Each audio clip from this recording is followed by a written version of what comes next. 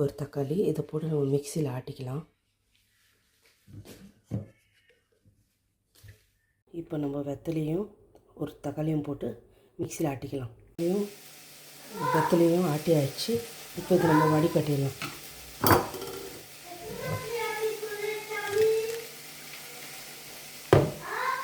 இப்போ இது வடிகட்டியாச்சு. இப்போ நம்ம ரசம் சேர்த்துக்கு தேவையான பொருளெல்லாம் எடுத்துக்கலாம்.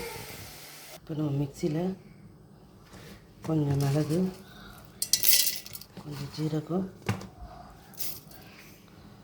ஒரு வெங்காயம், சின்ன வெங்காயம், ஒரு சின்ன வெங்காயம், 4 பல் பூண்டு,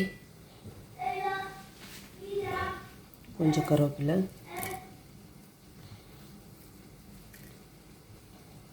எனக்கு காரம் கம்மியாக இருக்கும், அதனால் ஒரே ஒரு பச்சை மிளகா போட்டுக்கிறேன். அவ்வளோதான். இதை போட்டு நம்ம 2 சுற்றி எடுத்துக்கலாம் மிக்சியில். கொஞ்சம் கடுகு, கொஞ்சம் கருவேப்பிலை, ஒரு காஞ்ச மிளகா போட்டு தாளிச்சாச்சு.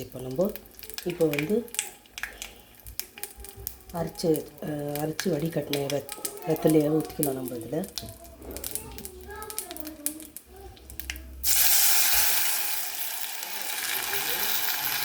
அரைச்சி வடிகட்டின வெத்தலை, தக்காளி, அப்புறம் நம்ம அரைச்ச மிளகு, ஜீரகம், பூண்டு, வெங்காயம் அரைச்சிட்டு நம்ம இதில் போட்டுக்கலாம். இப்போ தண்ணி ஊற்றிக்கலாம்.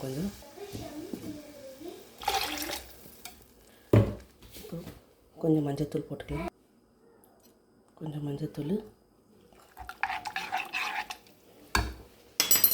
தேவைக்கேற்ப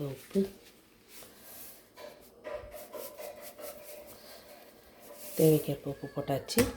இப்போ நம்ம என்ன பண்ணலாம், எப்பவும் புளி ஊற்றுவோம், நம்ம புளி ஊற்றாமல் லெமன் சேர்த்துக்கலாம். அப்போ டேஸ்ட் நல்லாயிருக்கும். இன்னும் 2 ஸ்பூனு லெமன் ஊற்றிக்கலாம் நம்ம. ஏன்னா புளி நல்லா இருக்காது. 2 ஸ்பூன் லெமன் ஊற்றினா டேஸ்ட் நல்லாயிருக்கும். கலந்து விட்டுக்கலாம். சிம்மில் வச்சுலாம் உப்பு இருக்கான்னு செக் பண்ணிவிட்டு, உப்பு புளியெல்லாம் கரெக்டாக இருக்கான்னு செக் பண்ணிவிட்டு சிம்மில் வச்சு விட்டுறலாம். அப்புறம் பபுள்ஸ் வந்து எடுத்து ஊற்றிக்கலாம். இப்போ நம்ம வாசனையான கமகமக்கும் ரசம் ரெடி ஆகிடுச்சு. வெத்தலை ரசம் சிம்பிளாக இருக்கும். நீங்கள் சாப்பிட்டீங்கன்னா கசப்பு எதுவுமே தெரியாது. குழந்தைங்களுக்கும் இந்த வெத்தலை சாப்பிட மாட்டேன்றவங்களுக்கும் இந்த ரசம் மூலியமாக கொடுத்தீங்கன்னா சாப்பிடலாம். 4 வெத்தலை கூட தாராளமாக போடலாம். இதுக்கு ஒரு கசப்பு தெரியாது. என்ன வடிகட்டிடணும். லெமன் சேர்த்துக்கணும். புளிக்காவது லெமன் சேர்த்துக்கினா நம்ம உப்பு காரம் எவ்வளோ நம்மளுக்கு தேவை எப்போ சேர்த்துக்கலாம். நான் ஒரு பச்சை மிளகாவும் சேர்த்து அரைச்சிருக்கிறேன் காரத்துக்கு. இல்லை நீங்கள் காஞ்ச மிளகா சேர்க்குறவங்களா இருந்தால் காஞ்ச மிளகாவும் சேர்த்து அரைச்சிக்கலாம் ஒன்று. ஏன்னா மிளகோட காரம் கொஞ்சம் கம்மியாக இருக்கும். அதுக்காக தான். சூப்பரான ரசம் ரெடி ஆகிடுச்சு. இப்போ நம்ம ஊற்றிக்கலாம். இந்த பவுலில் கொத்தமல்லி தழை தூவி வச்சுருக்கிறேன்.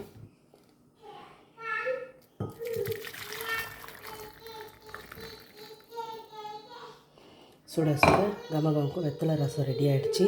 இது நீங்கள் தைரியமாக சாப்பிடலாம். எந்த கசப்பு இருக்காது, எதுவும் இருக்காது. சூப்பராக இருக்கும் சாப்பிட்றதுக்கு. குழந்தைங்களுக்கு வெத்தலை பிடிக்காத குழந்தைங்களுக்கும் இந்த மாதிரி ரசமாக கொடுத்தோம்னா நல்லா சாப்பிட்டுடுவாங்க. தெரியாது. நன்றி.